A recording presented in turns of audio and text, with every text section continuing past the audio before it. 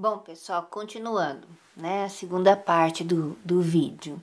Eu estava falando, né, a diferença entre o construtivismo e o cognitivismo, né, que o cognitivismo, o teórico está analisando o que está acontecendo no momento da aprendizagem, o que está acontecendo no cérebro. Ele vai estudar a questão da memória, a questão da atenção, da concentração. É muito ligado ao que a neurociência hoje está focada.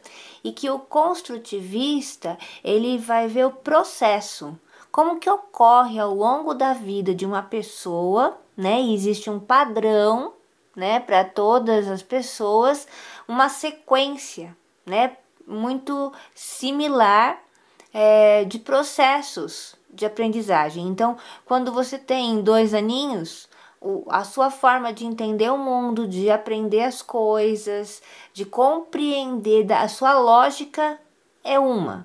Quando você tem 12, a lógica já é outra, a sua forma de compreender o mundo é outra. Então, o construtivista, né, o próprio nome diz, construção, construtivista, ele vai vendo como que ocorre essa construção do conhecimento, tá? Então, explica como o indivíduo, desde o nascimento, constrói o conhecimento. Daí o nome construtivista, tá? Então, a gente também vai estudar isso com mais detalhes mais para frente, tá ok? Então, a Piaget acredita que a capacidade de raciocínio não depende nem do ambiente e nem de um fator hereditário. Então, o que está querendo dizer assim, não é nem inatista e nem ambientalista, né? Piaget está dizendo assim, não tem condições de pensar nem naquela tradição inatista e nem numa concepção ambientalista. Segundo ele, o pensamento infantil passa por 4 estágios, desde o nascimento até o início da adolescência, quando a capacidade plena é atingida. Então, nós vamos estudar isso também. O que o Piaget fala dessas 4 fases, esses 4 estágios de desenvolvimento, que é, então, uma lógica interacionista, tá ok? Assim, o conhecimento da criança vai sendo construído pela criança a partir de suas descobertas, quando em contato com o mundo e com os objetos, tá? O trabalho de ensinar não deve se limitar a transmitir conteúdos, mas favorecer a atividade mental do aluno. Para Piaget, educar é provocar atividade, isso é, estimular a procura do conhecimento. Então, essas concepções, elas interferem no quê? Na prática do professor. Então, numa prática construtivista, você não pode pensar em só passar uma informação. Você tem que provocar a reflexão na criança, o pensar, o questionar, ok? E isso vai ser diferente em cada um dos estágios. Então, quando você está dando aula para uma criança de 2 anos, você vai fazer isso de um jeito. Você vai fazer de outro jeito quando ela tiver 7. Tá? Quando ela tiver por volta dos 12 anos, ela está chegando muito próximo de uma lógica de um adulto, que é diferente ensinar um adulto a ensinar uma criança de 5, de 7, de 10 anos. E nós vamos ver isso com calma mais para frente. Então, a palavra-chave para as teorias construtivistas seria estágios do desenvolvimento cognitivo, ok? Principais autores do construtivismo, né? O Freinet, eu não sei se vocês já estudaram, talvez com a Perucci, eu não sei, né? Alguns autores. Então, o Freinet, que ele tem uma escola ativa e cooperativa. O Paulo Freire, uma escola cidadã. O Piaget, uma escola cognitiva. A Emília Ferreiro, uma escola de vanguarda, o Vygotsky, uma escola sócio-interacionista, e o Gardner, uma escola que valoriza o ser. Desses autores, então, nós temos ainda vivo o Gardner, que é o teórico da teoria das inteligências múltiplas, né? E a Emília Ferreira, que também ainda está viva, né? Os outros já foram. Socioconstrutivista ou sociointeracionista. Você pode encontrar esses dois termos, tá? Socioconstrutivismo ou sociointeracionismo. O principal autor, né, desse ponto de vista é o Vygotsky. Nós vamos estudar Vygotsky muito profundamente. Para Vygotsky, a formação se dá numa relação dialética entre o sujeito e a sociedade. Gente, fica tranquilo que esses termos dialética, por exemplo, né, a gente estuda lá no ensino médio, acho que em aula de sociologia, talvez, filosofia, não sei onde que vocês estudaram, mas a gente vai ver direitinho o que é isso, tá? E o que isso também tem a ver com a teoria de aprendizagem. Ok? Então, se dá numa relação dialética entre o sujeito e a sociedade.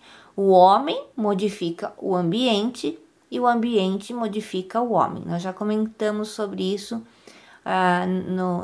na primeira parte do vídeo, né? Por exemplo, uma criança pode nascer com condições fisiológicas para desenvolver a fala, mas para falar precisa aprender com os outros. Portanto, o que ele foca é a interação. Então, para Vygotsky, a interação com pessoas é muito importante, tá bom? Para Piaget, a interação com coisas, para ele, é muito importante. Ele foca, pelo menos para a pesquisa dele, né? Não que ele não ache importante a interação com pessoas, mas para a pesquisa dele, ele foca a interação da criança com os objetos.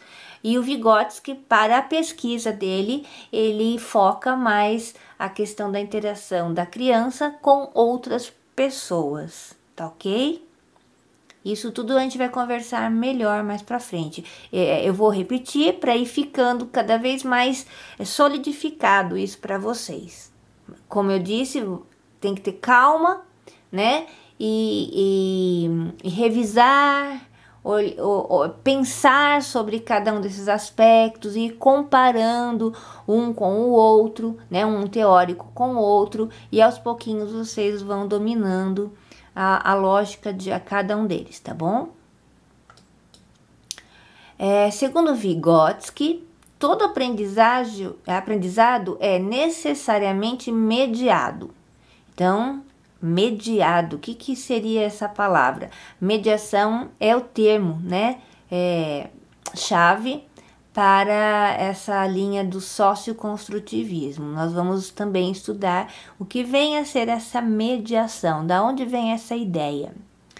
Isso torna o papel do ensino e do professor bem mais ativo do que o previsto por Piaget, tá?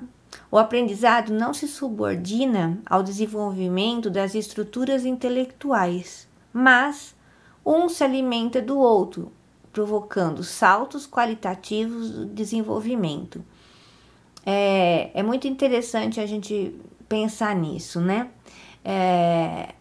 Para o Vygotsky, o professor é o cara, sabe? Se você quer se sentir valorizado, então assim, ouça Vygotsky, né? Ouça o que ele tem para dizer, porque o professor ele é extremamente valorizado na concepção de Vygotsky.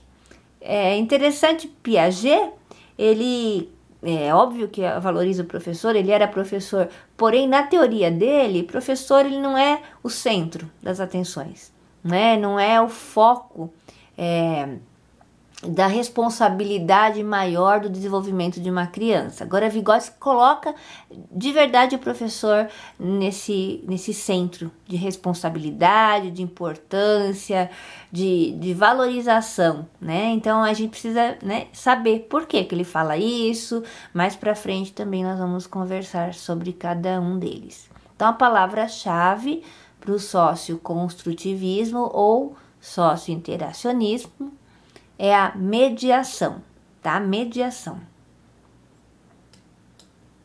Os principais autores do sociointeracionismo, o socioconstrutivismo, então, é o Vygotsky e o Vallon, que nós vamos estudar os três, Piaget, Vygotsky e Vallon, com bastante profundidade, tá ok? E é isso, né? Nós estamos iniciando um semestre, os estudos teóricos, que são muito importantes, né? É central na formação de um pedagogo o estudo de Piaget, Vygotsky e Vallon. E eu espero, assim, colaborar bastante para que vocês não cumpram apenas um semestre, né? Mas que vocês realmente aprendam, tá? E que leve esse aprendizado para o resto da vida, né? Que seja sólido, que dê um embasamento para que você realmente consiga aprofundar ao longo da sua vida profissional o conhecimento necessário sobre esses autores. Ok, pessoal? Então, por hora é isso. Um beijo.